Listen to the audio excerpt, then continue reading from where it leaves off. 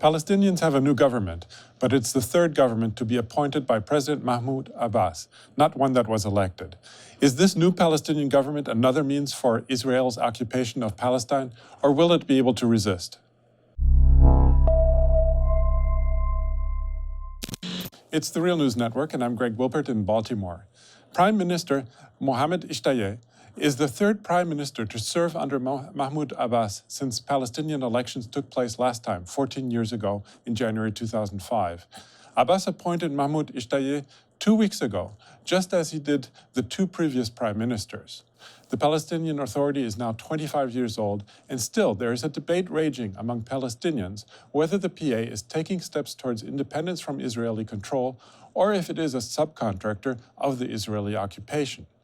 When President Abbas spoke during the inauguration of the new government, he referred to the Washington Post's revelations about Trump's planned deal of the century to end the Israeli-Palestinian conflict. Here's what he said.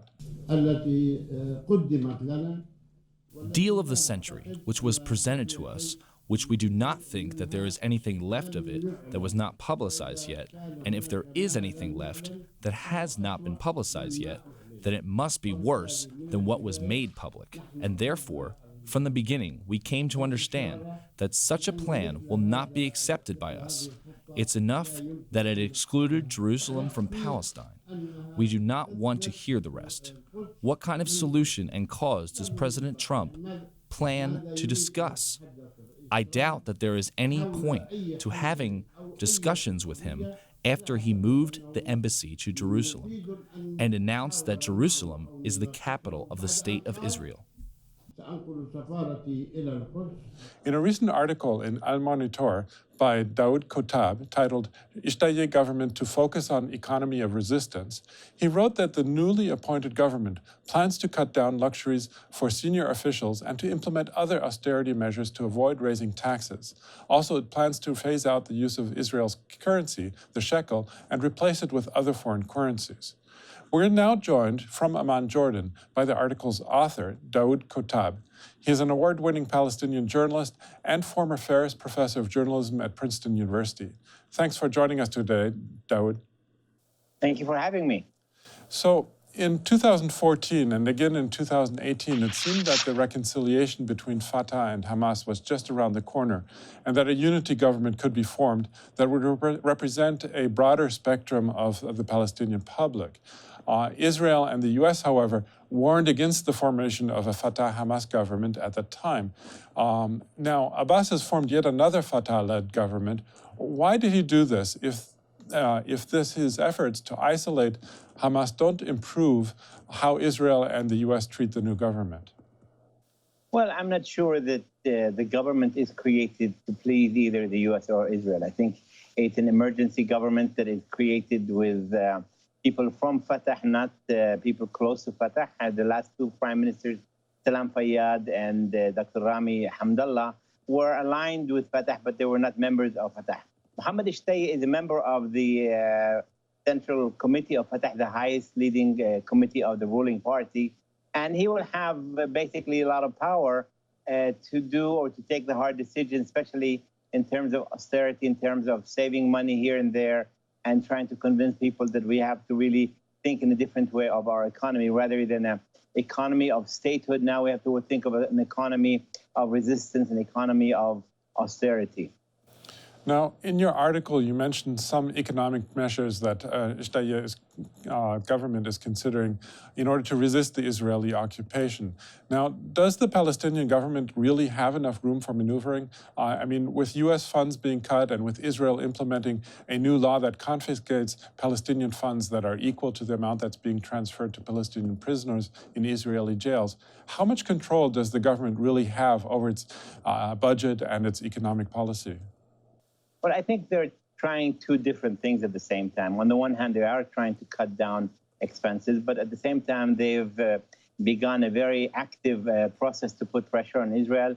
Mahmoud Abbas visited Paris, where the Paris Agreement was made, which guarantees that Israel should turn over all the money that it collects on behalf of Palestinians, except for 3% administrative costs. They also talked to some other European leaders And at the same time, the Arab League met last week and agreed to give the Palestinian government $100 million a month to help them overcome the deficit. So on the one hand, they're trying to cut costs, and at the same time, they're trying to find ways to raise revenue and income to the Palestinian government. The Palestinian Liberation Organization, the PLO, has made a series of demands that the Palestinian Authority should end its security coordination with Israel and retract its recognition of the State of Israel.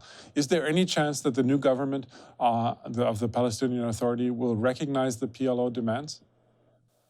Well, in his first speech, Mohammed Shtayyeh did say that he is going to carry out the decisions of the Palestinian National Council, which include the issue of ending the security coordination. You know, security coordination was basically created to help Israelis overcome any kind of hesitation they have before turning over the occupied territories to be created a Palestinian state. Now that we know that Israel is not interested in Palestinian statehood, the U.S. is not interested in Palestinian statehood, it makes it unclear why the Palestinians must continue to protect Israel and to have a coordination that is totally for the benefit of the Israelis. So, faced with the diminishing popularity especially after President Abbas had a role in the number of matters that negatively affected Palestinians, such as the intensifying siege on the Gaza Strip, cutting salaries of public workers in Gaza, arresting and mistreating prisoners, isn't it time for the Palestinian leadership to seek a general election in order to regain legitimacy? Absolutely. I think people do want the elections. The Palestinian Constitutional Court has ordered parliamentary elections within 6 months. The problem is Gaza, and the problem is that the Gazan power to be there is refusing to include Gaza in any elections. And it's a really tough choice. Do you do elections without Gaza, or do you try to find ways to get Gaza involved? I think it's a very tough call for the Palestinian leadership. I think the issue of elections is important, but I think more importantly is what should we do as the U.S. unveils its new supposedly peace plan, which from initial decisions made regarding Jerusalem and UNRWA and other things, it doesn't look like it's going to be anything that Palestinians can live with. The question is, will the U.S. put pressure on nearby countries and others to force the Palestinians to accommodate the new U.S. plan? Okay. Well, we're going to have to leave it there for now. But as always, we continue to follow the situation in Palestine and Israel. I'm speaking to Daoud Kuttab, award-winning Palestinian journalist and former Ferris Professor of Journalism at Princeton University. Thanks again, Daoud, for having joined us today. My pleasure. And thank you for joining the Real News Network.